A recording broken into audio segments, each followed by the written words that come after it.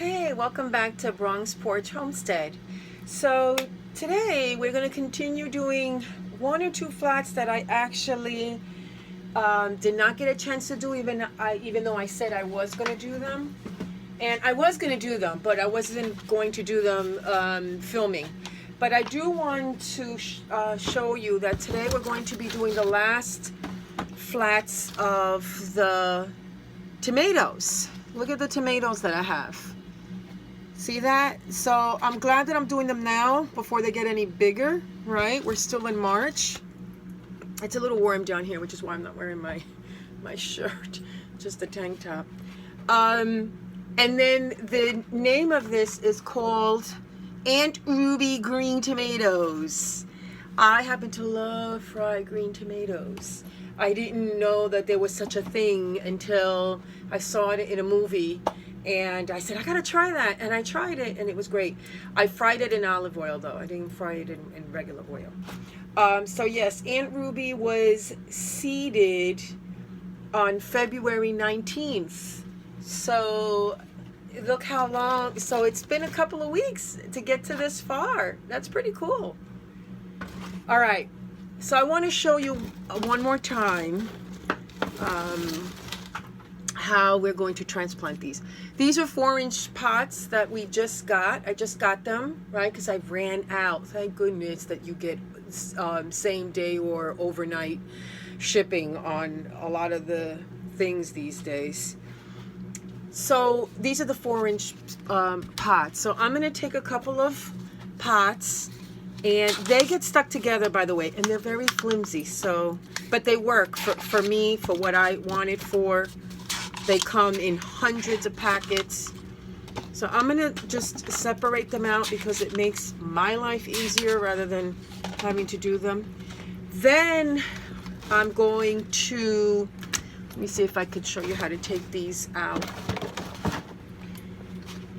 Okay, I have seedlings under my feet. So to take these out, I'm not gonna pull them out, all right?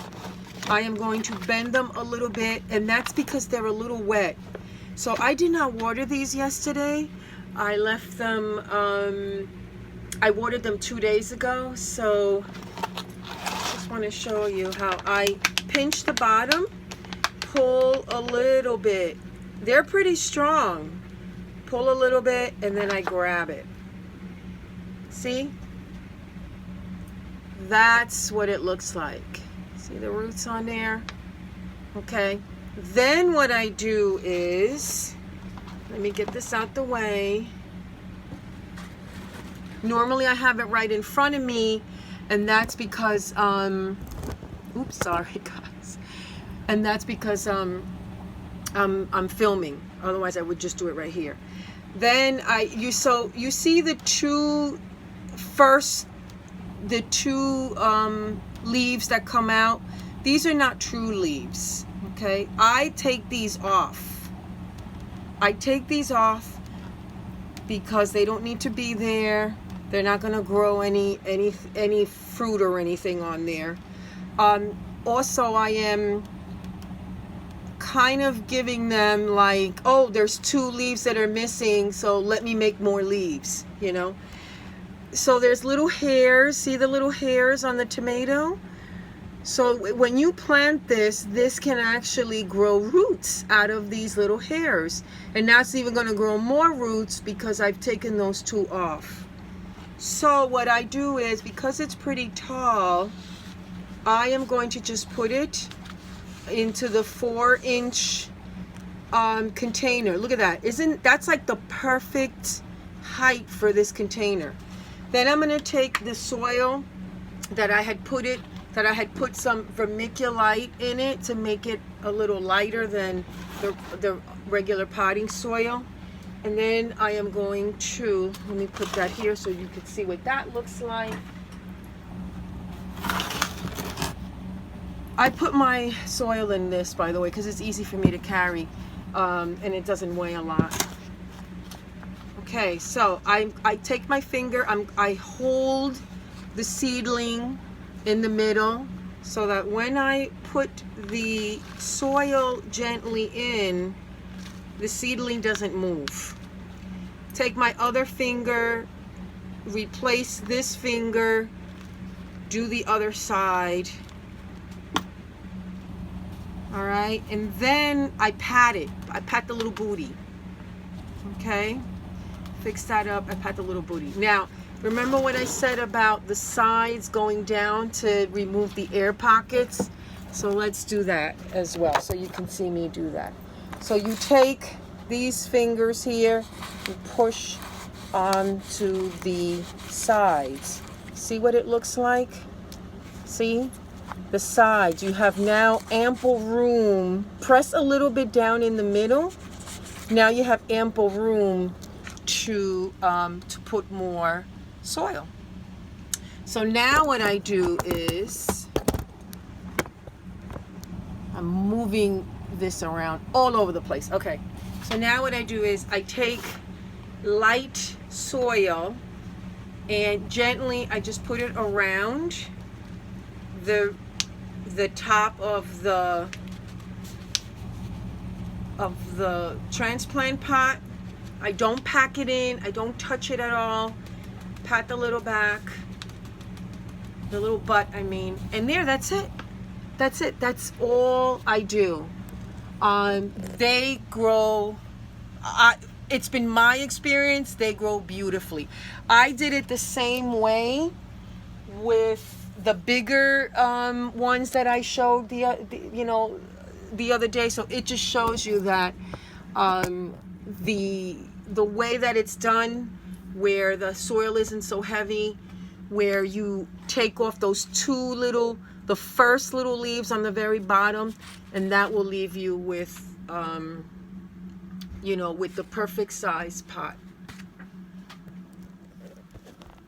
So I'm going to actually finish the rest, and so enjoy the quick mode.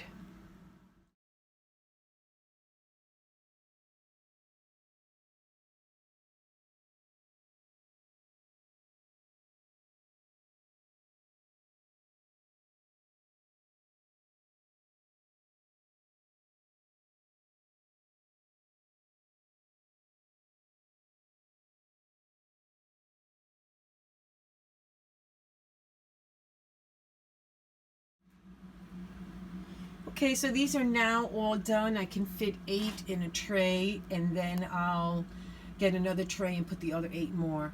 But these are the green tomatoes that I planted. See, perfect height and perfect pot size for these transplants, by the way. Perfect pot size. Can't wait for these to grow. And now, last but not least, we're going to take the little markers that I did. It's called tomato ruby green here, and we're going to put them into the transplants. Now, I could only do one and just do the whole tray that way, but this is what happened to me. What happened was I would take the 1 or 2 out of the tray because maybe it didn't fit in the area, where I wanted it to go, and then I would forget what it was.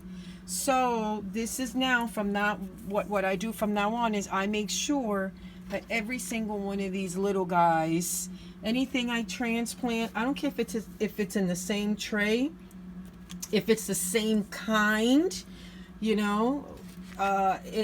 they're all going to have their own tag, because then what happens is I'll move this one away and I'll put it somewhere else, and then I'm like, well, which one was that? And that's happened to me before. So this is why every single one of these will get a little tag, even though it's the same one. I'm going to show you, I'll give you an example of what I mean here. So these are all one kind of tomato. Luckily, I remember that it's the tomato San Marzano. I only did one red tag, right? That's all I did. When I should have done San Marzano on every single one of these, because once this one disappears somehow or goes away, I'm not going to know what the other ones are. So I have taught myself a lesson, and it's just a lesson that I'm sharing with you. All right, let's go outside. I had to put on a shirt because even though it's a little bit nice out, again, fall, spring, I have to unlock the door, otherwise I can't get in. Can't get back in. Okay, go up the stairs. Oh, I hear the hens. It really is nice outside. So our first stop is going to be these snap peas. Check it out. So I took the cover off of them yesterday and they fared fairly well. I am noticing one thing though, birds.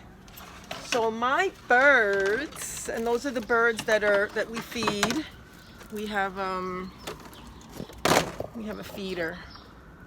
And so I think the birds have come.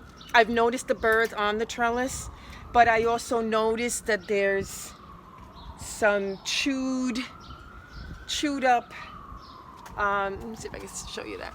There's some chewed up snap peas here. The ones in the back are fine. The ones in the back are fine, but not the ones in the front. And that's where the birds usually hang out here. So they are picking at those snap peas. Okay. Today, this morning, the hens were a little loud. It's really nice out. So the other thing I did was I left out the seedlings from the little greenhouse I have. This is the little greenhouse, by the way. These, I have tons of these. I just have to continue to set them up. So that I can bring everything from the basement up here within the next 2 to 3 weeks. I'd rather have them up as it gets warmer and warmer out, put them in the greenhouse. This actually is a very thick cover, and they are flimsy. They're not appropriate for all settings at all. You put them together, you order them online, you can get them at the Christmas tree shop. You can get them on, usually I get them online, a lot of places, or for free delivery. It takes 10 minutes, not even 10 minutes to put them together. I really do like the heavy plastic. It does keep it warm in here. It's flimsy. You need ties that it doesn't come with, so you got to tie it. And then you have to tie it to the back of something, and that's because, you know, you get a gush of wind, it's going to come flying down. But it serves its purpose when you're in an urban environment, and this is an urban homestead. So anyway, these are looking very well. They're adapting to the cold. I've been harding them off. So let's see. Oh, I hear Holly. Oh, I hear Holly. There she is. So unfortunately, I will not be able to let Holly out as I have it secured. I'm gonna let Charlie out, but I'm not gonna be able to let them both out because otherwise she will definitely be pregnant today if I let them both out, which is not cool. I don't want to do that to her. So anyway, speaking about the vet, I don't have a vet. Like, I don't have like a veterinarian that I can just call up and say, hey, can you get the rabbits fixed? That doesn't happen in an urban environment. It's very, very systematic, you know, like very formal. You have to make an appointment. You have to call up and get all the details. You can't just walk into a place. That just doesn't happen. Appointments are not the next day. Appointments are like a week in advance, or like a week ahead or more. So yeah, it's a little bit of a problem. Anyway, I contacted one close to me and in the Riverdale area. Let me take these off to get Charlie going here. All right, Charliekins. Let's get Mr. Charlie. There you go, Mister. You didn't drink a lot of water, I noticed. Hi. Hi, Charlie. Hey, booby. How you doing? Huh? Charlie. Come out. Don't you want to come out? Ah. Maybe he's angry at me. Who knows? For keeping his loved one away. Oh. Anyway, I'm going to let him out because he needs to be out. Okay. I'll let him out for like a couple of hours. So anyway, what I was saying is, yeah, so the price difference between the one near me and the one that is in Manhattan, which is a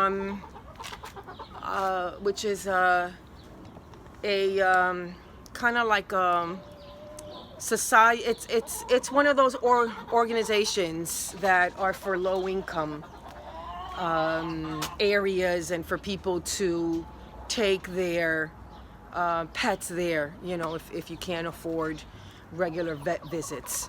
Anyway, that one, the one in Manhattan, is like $262, whereas the one in Riverdale is double the price. But the difference is that double the price means I can get Charlie and Holly fixed within a week, versus the one in Manhattan, which I cannot even get an appointment until the end of May.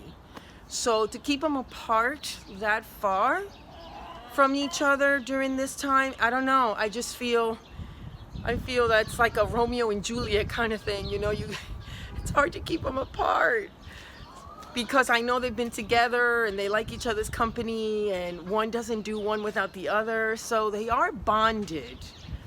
And I just kind of would want to get it done as soon as possible. But financially, I have to be practical as well. So I contacted Emily and see what she has to say. Maybe we can go halves on it, maybe not. Anyway, so that's the thought process this morning. Just trying to figure out how to do this as quickly as possible, and that makes financial sense for us as well. We definitely do want to get him fixed though. We're not breeders, and I don't want to be a breeder. And yes, it would have been cute to have had Holly have babies, which she did, but you know what? She's not maternal, and this is a decision that is, I think, healthier for them. It's also safer for them, and it's also safer for us. So I took them into consideration first before putting myself, but obviously it's less work for us if we didn't have to take care of, you know, little kids. But they also are less aggressive from what I'm reading in my research. When they get fixed, they live longer and they can remain together. So then they continue doing what I, you know, with what originally I had wanted to do with rabbits in the first place, which is to take care of my garden, you know. But he's running around and he seems happy, so maybe he's happy and thinks that he thought that he lost her, and now she's not. She's just put away for a little while. I know, right? As though rabbits are thinking of these things. At least I like to think that they are smart animals, by the way. They're smart creatures. So I don't know. I kind of feel that sometimes, you know, we add these little stories to our pets.